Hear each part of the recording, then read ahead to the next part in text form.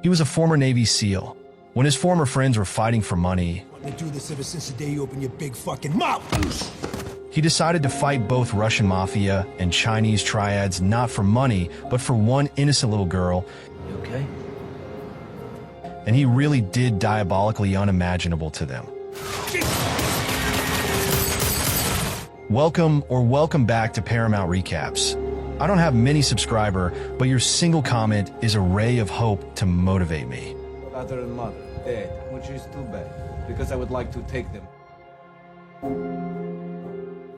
In the bustling city of Nanjing, China, a young girl named Mei possesses a rare gift. She's a math genius who can solve complex equations without breaking a sweat. Her memory is like a vault, storing every number she encounters without. One day, while walking home with her friends, Mei is snatched off the street by a group of men and taken to a notorious Chinese mafia boss named Han's. Criminal activities are under constant surveillance, so he needs someone like Mei to keep track of his shady dealings without leaving a paper trail. Initially, Mei resists, but when Han threatens her mother's life, she has no choice but to comply. To keep her hidden, Han entrusts her to Chong, one of his loyal gang members, who takes Mei to New York and disguises her as his daughter. Meanwhile, in New Jersey, a former cop and cage fighter named Luke is in the middle of a brutal fight. He's supposed to throw the match, but things take a turn when he accidentally knocks out his opponent, leaving him in a coma. This blunder infuriates Emil, the head of the Russian mafia, who loses a fortune because of Luke's. Luke knows that crossing a mobster like Emil means his family is in grave danger. He rushes home, only to find that he's too late. Emil's son, Vasily, has already murdered his pregnant wife. Crushed by his loss, Luke doesn't even fight back. The thugs warn him that they'll kill anyone he talks to, leaving him utterly isolated. With nowhere to turn, Luke heads back to New York, where he ends up living on the streets,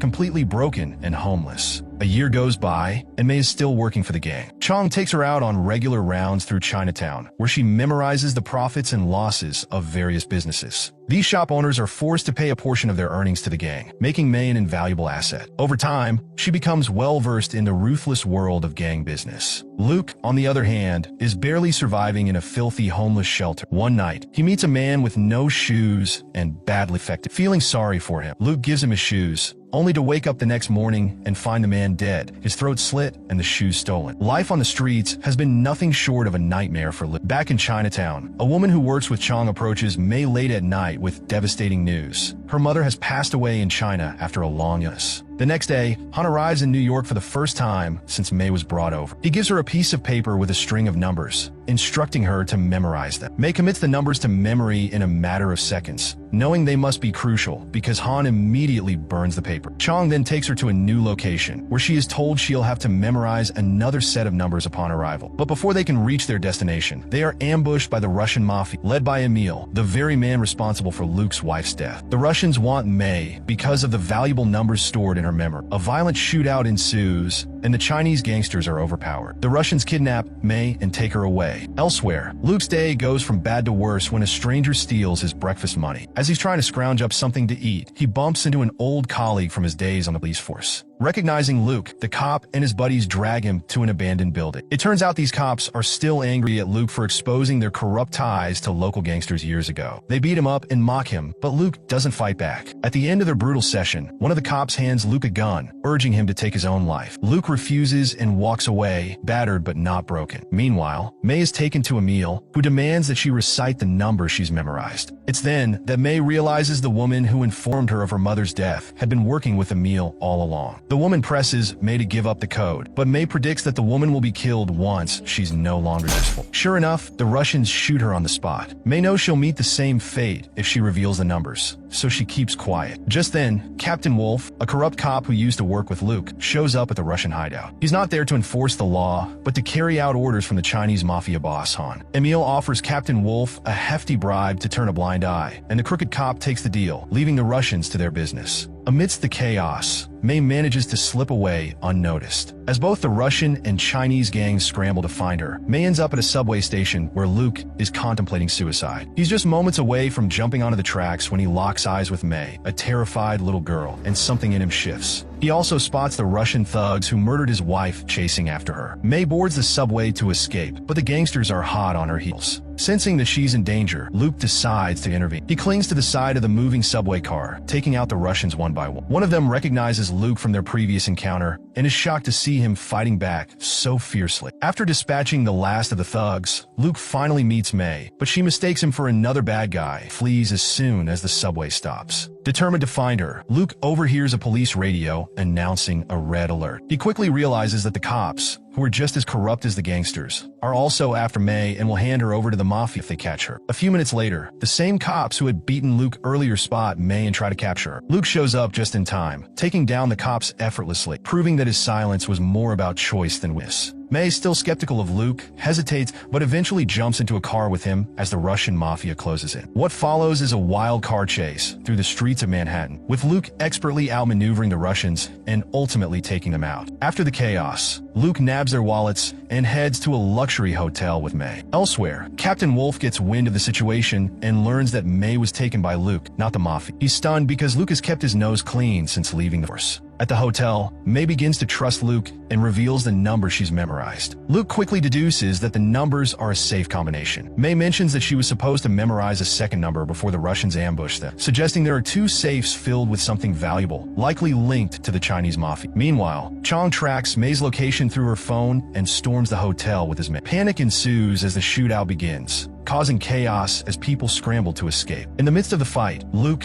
and May are separated. Chong captures May while Luke barely escapes, determined to rescue her no matter what. To do so, Luke decides to use the phone he swiped earlier to call Vasily, Emil's son, the same guy who murdered his wife. Posing as a gang member, Luke claims he has the coveted numbers everyone's after. Vasily, believing him, tells Luke to meet him at a casino to hand over the numbers. In a separate development, the city's mayor calls Captain Wolf to discuss the recent surge in violence. It turns out the mayor and his partner, Alex, are as corrupt as the rest. The mayor reveals that Luke wasn't just an ordinary cop. He was actually a CIA agent embedded in the police force after September 11th. During his time on the force, Luke and Alex took out several crime bosses to bring order to the city. However, Luke left after blowing the whistle on Captain Wolf's corrupt dealings, while Alex stuck around, eventually cozying up to the mayor to climb the ranks. Captain Wolf now realizes that Luke, the man he thought was a washed-up loser, is actually his most formidable enemy. As this unfolds, Luke's former partner Alex, now the mayor's corrupt lover, gets nervous when he learns that Luke and May are together. It's clear he knows something about the safes and the combinations. Meanwhile, May is returned to Han, who grills her about whether she shared the combination with anyone. May lies, insisting she pretended not to understand English. Chong then calls Alex, informing him that they've got the girl and can proceed with their meeting. It becomes clear that the Chinese mafia's business partners are none other than the mayor and Alex, who are involved in a shady trade involving the contents of their respective safes. Luke arrives at the casino, where he ambushes Vasily's crew and takes him hostage, planning to use him as leverage against Emil. He calls Emil, demanding to know what's inside the safe in exchange for Vasily's life. Emil spills the beans. The Chinese gangster's safe contains $30 million, while the mayor's safe holds something of equal value. The plan was to use May to facilitate the trade, but the Russians disrupted. Now that the Chinese have May, they're ready to move forward with the deal. Chong is on his way to meet Alex to exchange the codes. To save May, Luke needs to get his hands on the $30 million before the trade goes down. But he knows he can't do it alone. The safe is buried deep in Chinatown, guarded by the most dangerous members of the Chinese mafia. So, Luke turns to his former cop buddies for help. They agree, but only because of the money. The group storms the hideout, resulting in a brutal shootout that leaves several gangsters and cops dead. When they finally reach the safe, Luke double-crosses the cops, killing them all except for Captain Wolf, whom he takes hostage along with Vasily. Luke grabs the money from the safe and heads to the mayor's office. On the way, Luke calls Alex, demanding to know what's in the second safe. With Luke holding all the money, Alex has no choice but to comply. He reveals that the second safe belongs to the mayor and contains a disc with incriminating data on every crime syndicate. The mayor had planned to sell the disc to the Chinese, pocket the $30 million, and let the gangs fight it out. With the money already stolen, Alex tries to get back to Luke, but is ordered to bring May along since she's crucial to plan. Alex complies, killing Chong and his men before driving to meet Luke with May in tow. In the next scene, Luke storms into the mayor's office, demanding the contents of the second safe. Although the mayor hesitates, he eventually hands over the disc containing the syndicate data. Luke knocks him out and heads off to meet Alex as promised. Now in possession of both the money and the information, Luke holds all the cards, But Alex has one last trick up his sleeve, May. When they meet to exchange May for the money, Luke proposes they settle things with a fight instead. Alex, confident, gears up for a brawl, but is caught off guard when May shoots him in the leg. Seizing the moment, Luke